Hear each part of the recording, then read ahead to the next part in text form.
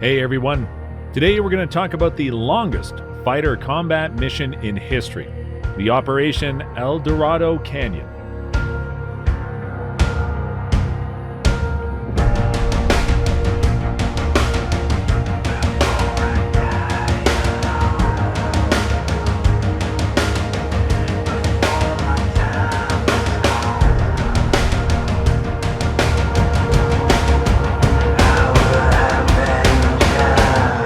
At 7 o'clock this evening, Eastern Time, air and naval forces of the United States launched a series of strikes against the headquarters, terrorist facilities, and military assets that support Muammar Gaddafi's subversive activities. The attacks were concentrated and carefully targeted to minimize casualties among the Libyan people, with whom we have no quarrel. From initial reports, our forces have succeeded in their mission.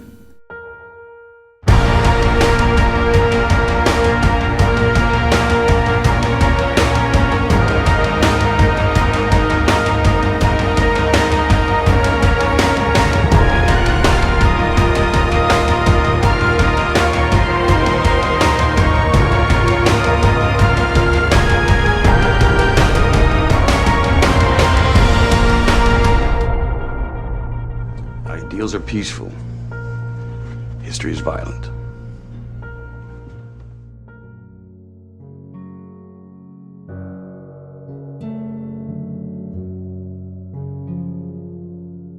At the end of the World War II, Libya, which suffered from the fascist presence of Mussolini and the deportation of thousands of Libyan Jews, past new aerodromes, sun-baked deserts, and modern Arab towns built on the fascist model, down the wide new road that winds along the coast, Mussolini visits his African colony at the head of a motorcade 3 miles long.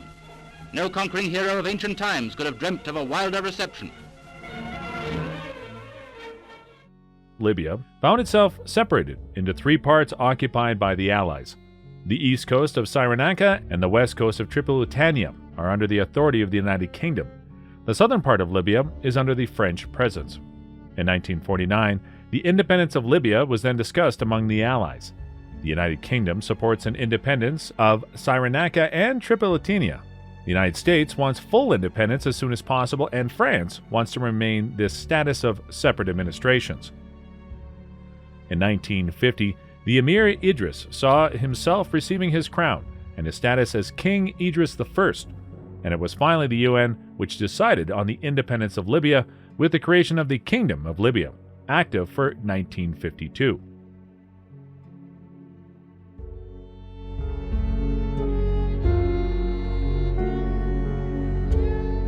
In 1969, a rebellion was led by Muammar Gaddafi, a young Libyan officer, leading to the proclamation of the Libyan Arab Republic.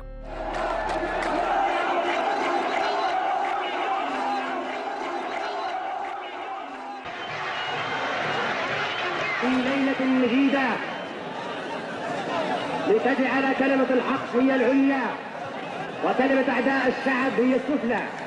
إن الشعب الإنجليزي يدرك تماما إن قاعدته باتت في حيز العدم بعد ثورة الشعب الليبي، ونحن ندرك أيضا إن الشعب الأمريكي الذي يحتفظ بقاعدة فوق أرضنا. In 1977, Gaddafi relinquished his post as head of state and proclaimed Libya a mass state and handed the reins of the country to the Libyans. However, he continued to wield absolute power in Libya. There were reports that Libya was attempting to become a nuclear power. Its interventions in foreign countries and support of rebel armies came into conflict with African countries and other world powers. Gaddafi was firmly anti-Israel and had supported violent organizations in the Palestinian territories and Syria. On December 27, 1985, a terrorist attack took place in the airports of Rome and Vienna, killing 19 people, including Americans, and injuring 100 others. Has said it was in no way irresponsible. There have been a couple of the usual phone calls, but nobody takes them seriously. One was made to a Spanish radio station, the caller claiming to represent a very violent Palestinian renegade named Abu Nidal. The other was made to an Italian news agency. It didn't name a group. Passport as well as grenades from the Libyan army stock were confiscated on the spot. Libya is now becoming a major threat for the United States, which is organizing itself but does not have enough evidence to engage Libya.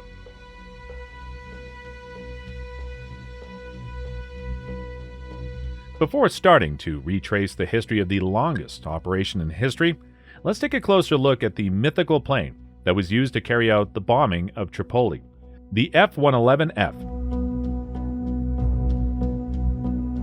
The General Dynamics F-111F Aardvark is a variable geometry, all-weather night-capable bomber developed in the 1960s by the United States.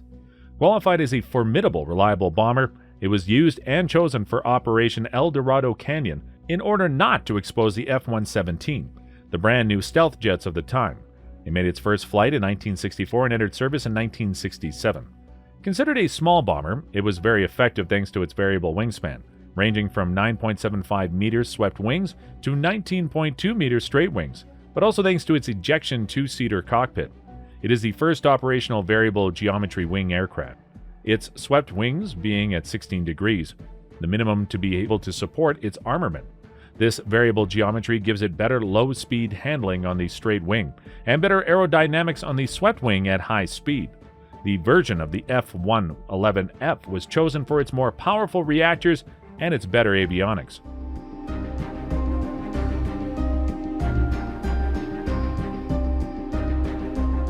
Gaddafi proclaims the Gulf of Sidra as territory of Libya and creates the Line of Death, coordinates 32 degrees 30 north. The United States protests and sends the USS Saratoga, America and Corral Sea carriers. A F-14 combat air patrol in the Gulf of Sidra is engaged by Libyan SAM missiles and dodges them thanks to the EA-6B prowlers in flight with them.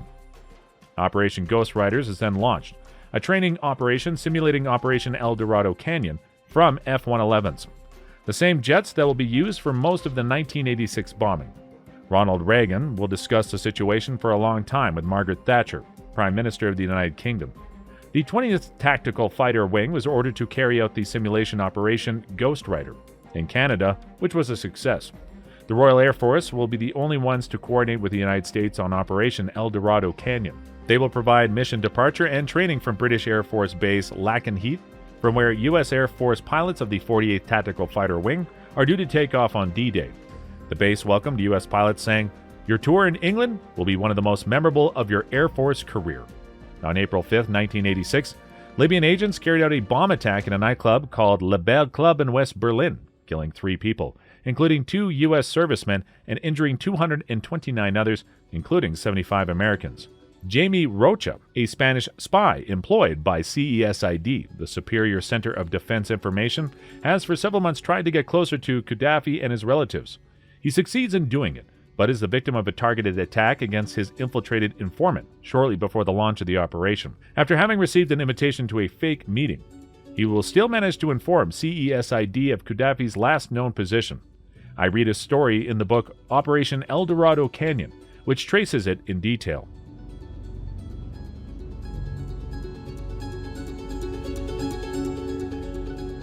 On April 14, 1986, after diplomatic exchanges with global partners, the United States launches Operation El Dorado Canyon upon finding evidence of Gaddafi's involvement in the West Berlin bombing. This bombing operation against Libya is not supported by France, Spain, and Italy, which refuse American aircrafts to fly over their territory and access to air bases. The operation therefore took on an impressive scale, forcing the pilots to pass through the Strait of Gibraltar, extending the flight of U.S. aircrafts by 1,200 nautical miles, increasing the length of the initial route from around 1,500 nautical miles to more than 2,700.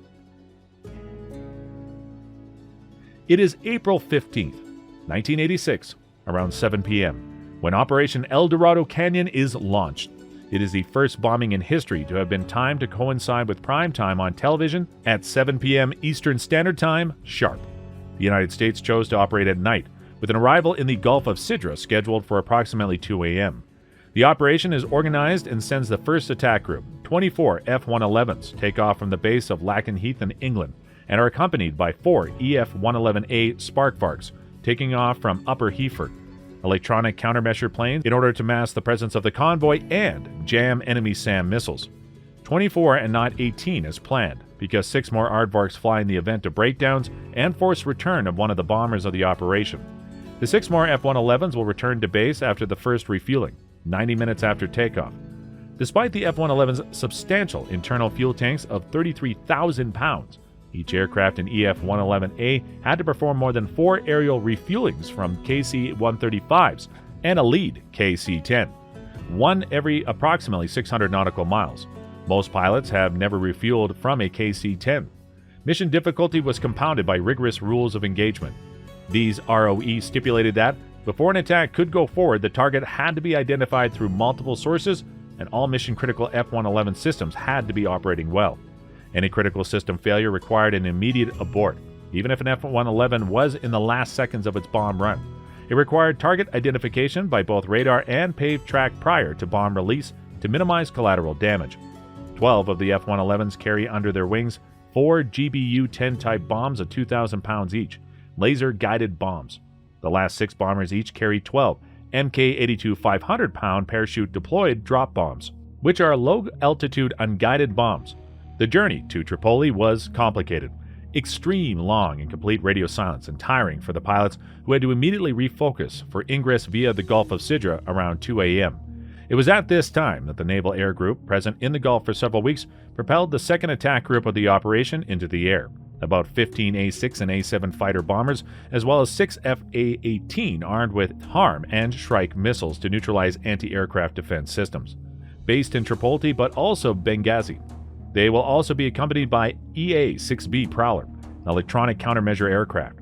After the last refuel, the F-111s separate into 3 attack groups, 1 per priority target, into 6 squads of 3 aircraft. We had the first 3 squads, first attack group, tasked with striking Gaddafi headquarters, as well as the Azizia barracks, codenamed Remen, Elton, and Karma. The 4 squad second attack group was tasked with striking the Sidi Balali terrorist training camp, codenamed Jewel. The squads mentioned above are mounted in GBU-10. The last 2 squads, third attack group, mounted in Mk-82, are responsible for striking Tripoli Airport, including 3 Illusian IL-76, codenamed Puffy and Lujak. In support of the F-111s entering the target area, the secondary group provided suppression of SAM sites across the Gulf and the strike on the Al Jumahari barracks and Benin Airport. The attacks begins. The F-111s head for their targets and set up their laser-guided bombs. As the pilots approached the target area, the pod under the belly of the aircraft took a few seconds to rotate down into position and cue to the radar crosshairs. A good radar work was absolutely crucial when it came to enjoying success with the pod. Despite the fact that Libya would have been alerted to the presence of unknown planes in their direction, when the U.S. aircrafts arrived, the streets were lit, cars passed, and no real pre-defense was present. The strike with the primary attack group of the F-111 and the secondary of the U.S. Navy is planned to be simultaneous for 2 a.m. As each F-111 aircraft exited the target area, they gave a coded transmission with Tranquil Tiger, indicating success, and Frosty Freezer, indicating that the target was not hit. Around 2 a.m., just before the attack, Malta Prime Minister Karmani Misfad Bonici alerted Gaddafi of the danger he was running, so the Libyan leader fled the place targeted by the F-111s at the last moment. He will still be hit by shrapnel, and his adopted daughter Hannah will lose her life. Information about following events aren't clear, but from the first attack group, Remet flown the wrong direction after the last refueling, losing himself. The full Elton squad aborted their attacks due to equipment malfunctions. Karma, the last of the first attack group, is the most tragic one. Karma 52, one of the 3 planes of the Karma squad, got shot down certainly due to a SAM missile, as it was reported to be on fire in flight. Captain Fernando L. Ribas Dominici and Captain Paul F. Lawrence were killed. Only Ribas Dominici's body was recovered. His remains were returned to the U.S. 3 years later. Only 3 F-111s were able to drop their bombs on the Gaddafi headquarters and Azizia barracks on the 9 F-111s planned. 2 of the 3 strikes caused considerable damage to the Gaddafi compound, while the third one misidentified its offset aim point and dropped his bomb 1/2 miles off the intended target, where the French embassy got hit. The Jewel Squad, last 3 planes to be armed with GBU-10 bombs, dropped all their bombs like planned on the Sidi Bilali training camp, doing a lot of damage. The 6 last Aardvarks, Puffy and Lujak, armed with Mk-82 Snake Eyes, wanted to strike the airport from the south, unlike the other squads striking from the north. They circled around the Tripoli airport, avoiding main-body Libyan air defenses, aiming for the IL-76 transport planes. On these 6 aircrafts, one lost its terrain following radar and aborted before reaching target. The 5 aircrafts dropped their chute-retarded bombs at low altitude, striking several buildings, and struck 5 IL-76. On the other side, 6 A-6 intruders and FA-18 Hornets from USS America struck the Benghazi military barracks, damaging them plus a MiG-23 facility. The 6 other A-6 from the USS Coral Sea struck the Banat airfield, destroying 4 MiG-23s, 2 F-27s, and 2 M-18 helicopters parked down. It's 2:11 in the morning. All aircrafts egressed out of the Libyan coast except Karma 52. The whole strike lasted 11 minutes. 11 minutes during which 227 targets got hit by bombs. 5 missed, 60 tons of ordnance were dropped, and 48 missiles splashed down. On the 45 aircrafts planned, 35 bombed, dropped 232 bombs out of 300, and all the 48 missiles. Out of this gigantic operation, all the 3 priority targets were struck successfully. The United States says that only the one failed strike would have caused collateral damage near the French embassy. The rest would be the unguided Libyan SAMs falling on the city. The combined Air Force-Navy raid resulted in 130 civilian casualties, with 37 killed, including the adopted daughter of Gaddafi. The pilots who participated in the operation wished to remain anonymous. However, the YouTube channel 10% True Tales from the Cockpit made an absolute rare video interviewing one of the pilots of the squad codenamed Puffy. I thanks a lot 10% True for allowing me to put some little parts of his video, but you really need to watch the full podcast. We have to realize that this is unreal to have the report of a man that lived the moment from the cockpit. And it was the most unreal plan I've ever seen in my life. You're going to send 6 guys, one after another, same IP, same target, same axis of attack, a minute apart. I mean, you don't have to be a hero or Soviet Union to sit there and go, here goes 1, here goes 2. Oh, maybe there's another one coming. 59, just tack, tack, tack, tack, tack, tack. And I think that's probably what happened to Fernando and Paul, is it just, they finally got the timing down when they came through. So, but that's a long time then to be sitting thinking, I might get shot at, or I might get killed fairly soon. You already talked about... No. Okay. No. So you're calm the whole way down, you're not getting... It's like watching, I'll be honest with you, you know what I was thinking as we're going down there? It's like watching TV. Because, you're sitting in a pressurized cockpit, it's air conditioned, it's comfortable. It's like TV, man. Plus, we're finally getting to do something that we've been training for our whole life. And a lot of people just don't want to acknowledge they were part of it, don't want to be interviewed, don't want to talk about it. Why is that? I think they were afraid that they'd come after us. The impact the operation had on global and Libyan terrorism was substantial. Gaddafi was more publicly absent. The following months would see a dramatic decrease in the number of Libyan-sponsored anti-American terrorist events. Operation El Dorado Canyon was carried out in the finest tradition of the Air Force. Its crews and aircraft were pushed to the absolute limits of their capability. Yet, they prevailed, destroying key targets and shocking Gaddafi as a raid on Benghazi alone would never have done. More important, the effect of El Dorado Canyon went far beyond Libya, registering with the entire terrorist world.